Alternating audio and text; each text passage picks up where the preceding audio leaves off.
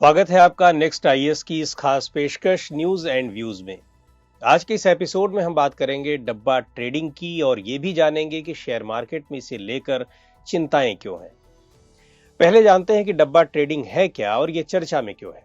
इसी साल 2023 में नेशनल स्टॉक एक्सचेंज यानी एनएसई ने इन्वेस्टर्स को उन ब्रोकर्स से सावधान किया है जो इल्लीगल तरीके से डब्बा ट्रेडिंग में लिप्त थे और इन्वेस्टर्स को गारंटीड रिटर्न्स का दावा कर रहे थे।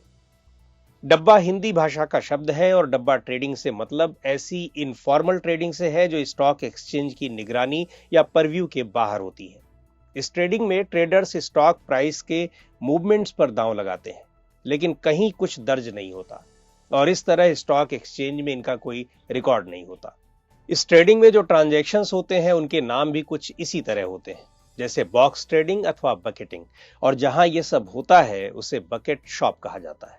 इसमें होने वाले ट्रांजैक्शंस कैश में होते हैं और ये सब ऑनलाइन अनरिकॉग्नाइज्ड सॉफ्टवेयर टर्मिनल्स पर होते हैं, जहां इसका कोई स्थायी रिकॉर्ड नहीं होता, या अगर रिकॉर्ड होता भी है तो वो बेहद कच्चे या इनफॉर्मल रिकॉर्ड्स के रूप में रखे जाते हैं, जैसे सौदा books, चालान्स, DD receipts, cash receipts में दर्ज कर लिए जाते हैं। दूसरे शब्दों में कहें तो यह ग्लोबल लेवल पर होने वाले कॉन्ट्रैक्ट फॉर डिफरेंस यानी सीएफडी का ही देसी वर्जन है। इस सीएफडी में भी जो ट्रेड होता है वो कैश में होता है। यहां भी फिजिकल गुड्स या सिक्योरिटीज की कोई डिलीवरी नहीं होती। डब्बा ट्रेडिंग कुछ इस तरह से भी समझ सकते हैं। मान लीजिए कि किसी इन्वेस्टर ने 1000 रुपए के स्टॉक प्राइस पर अपना दांव लगाया और कुछ ही समय बाद मार्केट में उसका प्राइस 1500 रुपए पहुंच गया, तो 500 रुपए का बेनिफिट हो गया। लेकिन यदि प्राइस गिरकर 900 रुपए रह गया तो फिर उसे 100 रुपए का नुकसान होगा। डब्बा ट्रेडिंग कई तरह से होती है। देखने में आया है कि स्टॉक एक्सचेंज को बाईपास करने वाली डब्बा ट्रेडिंग जैसी ही अन्य तमाम फर्जी ट्रेडिंग स्कीम्स चल रही हैं। इस बिजनेस में मल्टीपल डब्बा ट्रेडिंग ऑपरेटर्स हैं जो मल्टी कमोडिटी एक्सचेंज यानी एमसीएक्स के जरिए कमोडिटी मार्केट्स में ट्रेड करते हैं। डब्बा ट्रेडिंग सिर्फ डोमेस्टिक के स्टॉक मार्केट तक ही सीमित नहीं है, बल्कि इसी तरह फॉरेन एक्सचेंज ट्रेड भी होता है। इस तरह की ट्रेडिंग की और लोग इसलिए अट्रैक्ट होते हैं कि ये सब रेगुलेटरी मैकेनिज्म से बाहर होते हैं और चूंकि इनके लेन देन का कोई हिसाब नहीं रखा जाता तो यह टैक्सेशन से भी बचाता है। यहाँ के ट्रेडर्स को कमोडिटी ट्रांजैक्शन टैक्स सीटीटी अथवा सिक्योरिटीज ट्रांजैक्शन टैक्स एसटीटी नहीं भरना पड़ता। किसी की क्या ट्रेडिंग प्रोफाइल है, ऑब्जर्वेबल वॉल्यूम्स और ट्रेंड्स को देखते हुए ब्रोकर्स अपनी फीस और मुनाफे पर निगोशिएशन भी कर लेते हैं।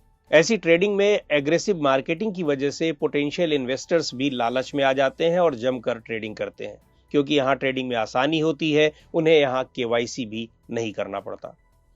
आज के ऑनलाइन एनवायरनमेंट में डब्बा ट्रेडिंग जैसी तमाम इरेगुलेटेड मार्केट प्लेसेस फल फूल रहे हैं।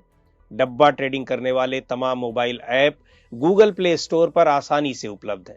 इतना ही नहीं, सोशल मीडिया के जरिए ऐसी सर्विसेज टारगेट लोगों तक आसानी से पहुंच जाती है। लेकिन इन्हें लेकर कई तरह के कंसर्न्स भी हैं। चूंकि इस तरह का ट्रेड सरकार और सिस्टम की निगरानी से बाहर कैश में होता है, जिससे सरकार को कोई टैक्स नहीं मिलता और इसलिए उसे नुकसान उठाना पड़ता है। इस तरह की ट्रेडिंग में यह भी पॉसिबिलिटी रहती है कि ब्रोकर इन्वेस्टर को पेमेंट के मामले में डिफॉल्ट हो जाए या एंटिटी ही इंसॉल्वेंट हो जाए या फिर बैंकरप्ट हो जाए। कई बार देखने में आया है कि ब्रोकरों द्वारा इन्वेस्टर्स को वसूली के लिए परेशान किया जाता है या प्रॉफिट की स्थिति में उन्हें पेमेंट नहीं दिए जाते।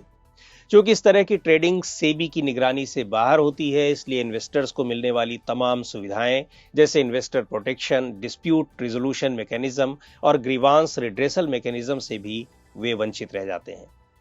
कैश में होने वाली ऐसी ट्रेडिंग ब्लैक मनी इन्वेस्टमेंट को एनकरेज करती है और फिर इससे मनी लॉन्ड्रिंग और क्रिमिनल एक्टिविटीज जैसे इंसिडेंट्स बढ़ते हैं।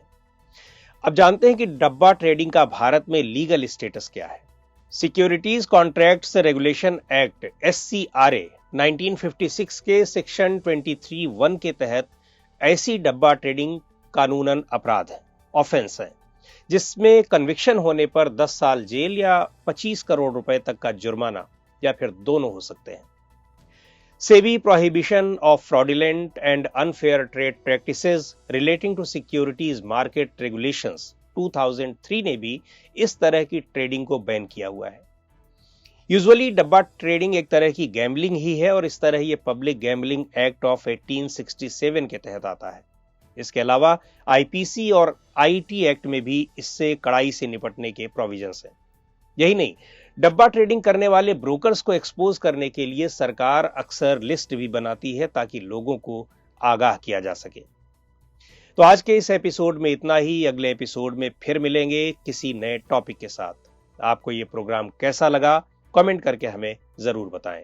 आप अपने सुझाव भी हमें भेज सकते हैं।